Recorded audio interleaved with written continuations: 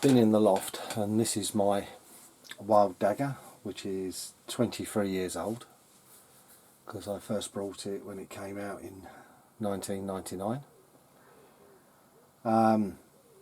It's sat in the loft for quite a few years now because I've not used it, but it did have a lot of use, but overall in pretty good condition. There's a couple of little marks to the decals, there's a little bit of lifting, but the body's not damaged at all.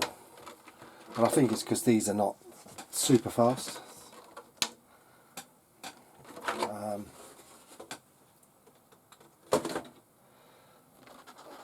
It's still got its original electrics. I'll still be running the original servo, and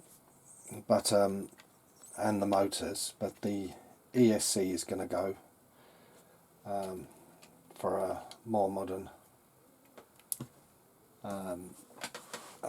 Hobbywing 880, which is a much better unit, sort of going electronic. I'm not using the original tyres. These are just some ones I found in the loft and glued on roughly. They never went together well, but these were super cheap tyres I had years ago when they brought out a Part Work magazine for building a petrol RC car, and it was a wheel, tyre and foam for 50p. So I brought I think it was 16 Part 1s for 4 sets of tyres. Most of the tyres I've used up now. They're not great because they do deform a bit, but I thought they'll do for the run and save the original ones, which are probably hard now, but they're still in good condition because I keep them off the car. I'm going to go over it now and let you know if I have any issues, but overall you can see it's pretty clean underneath. The bumpers of course are scratched. If I do break it part wise, I've had a look, I can get side chassis just about still. Gearbox casings no problem because they're still used on the comical cars, so that's a good thing. So the only thing I've got to be careful with is this. Well, I don't think, it's only if I broke the chassis I think it'll be a problem. Otherwise I don't think so.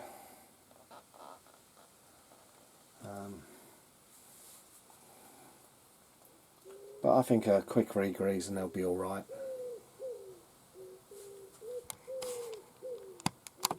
Now with the chassis cleaned out the old electrics, there's just the servo left. There is not a lot to it until the gearboxes go on. And I always kind of like this design because it was literally slap it in and 8 screws to drop most of it off, after you just unplug the wires and the steering joints to take each gearbox out. This is what I've removed. This is all the old electrics, the on-off switch, which will be a NACOMS because that's what I used to use, but it will be kept in a bag. But these wires, they've gone really hard. They probably would possibly foul because they're like well, 23 years old, so they're going to be a bit yucky. So now I'm going to strip into the gearboxes and have a look at them. Hopefully the servo works. It has been a long time, but that might need a strip down and a bit of grease. Sometimes they just get a bit sticky inside. Well, I'm going to clean out the gearbox because it's full of old LM axle grease, and I'm going to put all nice fresh grease in there. It's okay, but the grease has gone a little bit hard. Not excessively, it's still liquid, but it's not as nice as what it was. So it's going to take a while, but we'll clean them all out. The motor, that's been run up on a battery, and I've oiled the bearings, so that should be fine, because they can get sometimes noisy when you haven't used them for a while. They scream and things like that. Now to remove grease from old gears, what I do is I take the gear, a bit of kitchen towel, and I run them back and forth over each other, and it gets the most of it out for fresh, or if not pushes it to the side like that, and then it'll be ready for newer grease. which will dissolve and mix up with the older stuff, so it will be a lot better. Now the diffs, you can't see much, but I've replaced the grease with anti-wear grease to make the diffs a bit stickier.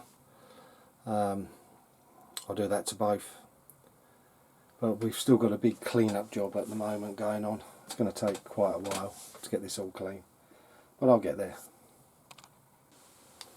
There we go, just a light layer of grease over everything, and plenty around that gear because that's where the pinion goes. And that's the strange thing, I don't know whether they changed the material, but these older pinions don't seem to go funny like the others. Really strange that. But it's just a case of putting it all back together and cleaning up all the grease because I'm really mucky now. Now the final stages of finishing this off, we've got to put the receiver and the 880 ESC. I'm not going to show that because you know how they go in, but I'll show them in. But to mount the receiver where there used to be the mechanical speed controller, I've used the mounts and just made a plastic square, rounded the corners off, and the receiver's going to fit nicely there. And then I'll run the aerial through the original. It'll only be a stumpy one, but that should do the trick. So let's get the electrics in. Now the electrics are all fitted, they've been tested, it's all wired up to go. I'm leaving it as stock settings for now, just have a quick check because I don't know what it's set to. But I'm probably going to run it on LiPo because it's easy to set it for Dean's, and I'm going to go LiPo anyway. I just got to go through checking the other bits out on the tester, but it's all nicely running. I had to reverse the steering and recenter the servo because that was off by a country mile. So it shows going from old radios to new ones there is a difference, but it's worked out nicely where I put the receiver, made that little tray. So now it's just literally get the body on,